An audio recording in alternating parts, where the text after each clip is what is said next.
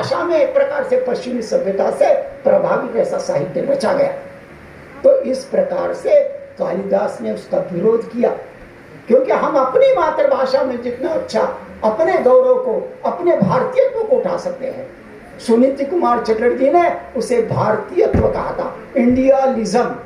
तो उस इंडियनिज्म को जो हमें फिर जगाना है। हमको जैसे प्रधानमंत्री कहते हैं विरासत भी और विकास भी, तो हमको अपनी विरासत को जगाना है।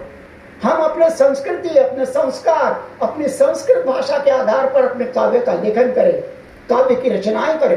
एक अकूत भंडार हमारे पास है, कितने सारे ग्रंथ हमारे पास है, रामायण है, महाभारत है और न जाने क्या क्या है। इन महाभारतों को, रामायणों को, इनके आधार पर हम काव्य की रचना करें, न कि पश्चिमी सिद्धांतों के आधार पर किए। क्योंकि इसी शिवाजी महाराज ने जो है एक प्रकार से रामायण और महाभारत पढ़ने के कारण हिंदवी साम्राज्य की स्थापना वो कर पाए, जिजा माता के संस्कारों के कारण। तो हमको लौटकर अपने देश की ओर आना पड़ेगा, लौटकर हमें अपने भारतीयत्व को जो है एक प्रकार से उभारना पड़ेगा।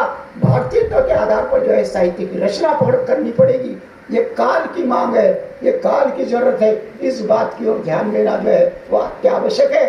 रविन्द्रनाथ टैगोर ने जगह पर लिखा हुआ है, अब अपनी बात को मैं बहुत संक्षेप में समाप्त करूंगा। बहुदिन धरे बहु कोश दूरे, बहु व्यय करे बहु देश घूरे, देखित गए ची पर्वतमाला, देखित गए ची सिंधु, देखी है नाई चक्षु मेलिया, घर हते शुद्धि दो का फेलिया, एकटे धानेर शिशुरे ऊपरे, एकटे शिशिर बंधु। यानी मैंने कई देशों का चक्कर लगाए, मैंने बहुत समय बिताया, मैंने बहुत खर्चा किया, मैंने हिमालय लांगा, मैंने समंदर लांगा, मैं हिमालय चढ़ा, मैंने दुनिया को देखा। लेकिन जब लौटकर अपने घर आया और अपने घर के पिछाड़े, अपने घर के पीछे के आहते में घास के तिनके के ऊपर एक टिमटिमाती हुई ओस की बिंदु को देखा, तो ऐसे लगा कि सारा संसार उसमें सिमट कर आया हुआ है।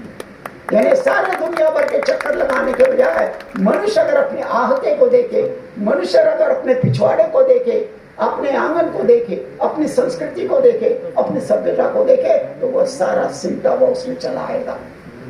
कालिदास का जो शाकुंतल है, उसने संस्कृत भाषा के इतिहास में कहा जाता है कि पुनर्जागरण का काम किया। हम कालिदास के साहित्य के माध्यम से पुनर्जागरण कर सकते हैं। कालिदास की रचनाओं के आधार पर काव्य लिख सकते हैं। कालिदास की रचनाओं के आधार पर, संस्कृत भाषा के आधार पर उसका अगर हम थोड़ा सा अध्ययन करें तो हमारे साहित्य लेखन में एक प्रकार का विराटता आ जाएगी। अफसोस ये है कि हम अच्छा सुनना नहीं चाहते, हम अच्छा पढ़ना नहीं चाहते। हमको लगता है कि हमारे हाथ में कलम है, ईश्वर के आप बड़े लाडले पुत्र हो, ईश्वर ने आपको प्रतिभा दी भी है, लेकिन आपकी प्रतिभा अनर्गल इसमें मत व्यय कीजिए, आपकी प्रतिभा फालतू के कामों में मत व्यय कीजिए। आपकी प्रतिभा है तो उस प्रतिभा को आप इस प्रकार के संस्कृति और संस्कारों की ओर ढालने का प्रयत्न करें, यह बहुत ज्यादा जरूरी होता है। मुझे लगता है कि यह भारत के अंदर और नई सभ्यता के लिए जो जरूरी है।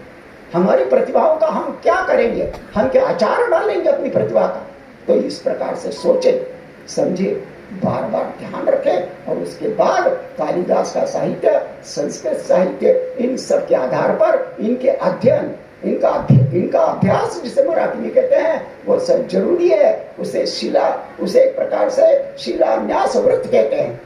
यानी जब मुख्य फसल कट जाती है तो फसल के कटने के बाद जो दाने गिरे हुए रहते हैं, उन दानों को इकट्ठा कर और उस सन्यासी अपना पालन करते हैं।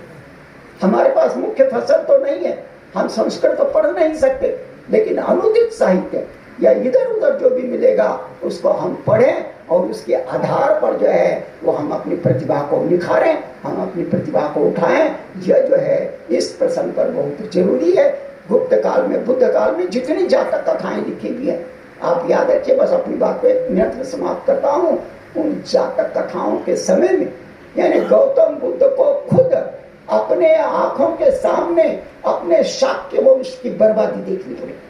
शाक्य वंश के आपस के झगड़े, शाक्य वंश की आपस की ईर्ष्या, शाक्य वंश की आपस के देश के भाव और आपस की खींचातानी के कारण वो इतना बड़ा शाक्य वंश, खुद गौतम बुद्ध का शाक्य वंश उनके नजर के सामने नेस्त नाबूद हो गया। तो इस प्रकार से वो जो परिस्थिति है उसको लेकर रविन्द्रनाथ टैगोर की एक कविता वो सुनाकर मैं अपनी बात को समाप्त करता हूँ। वो कविता बंगाली में है, लेकिन आप थोड़ा गौर से सुनेंगे तो उसका अर्थ आपको बिल्कुल आराम से समझ में आ जाएगा। गौतम बुद्ध को नजर में रखकर उन्होंने कहा हुआ है, सघन घन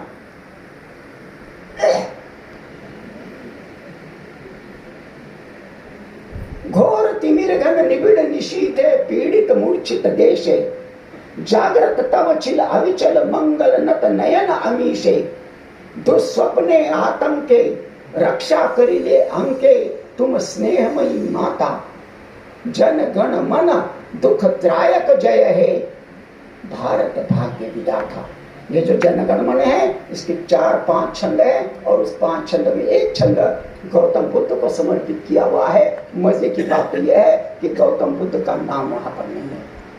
सबसे मिलिए सब में रसिए सबके कीजिए काम, हाँ जी करते रहिए पर रहिए अपने ठाम।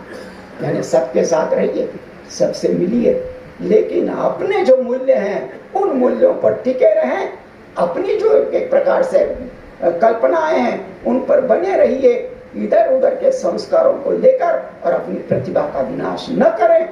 इस उपलक्ष्य में यह भी अगर हम समझ लें तो मुझे लगता है बहुत है। धन्यवाद।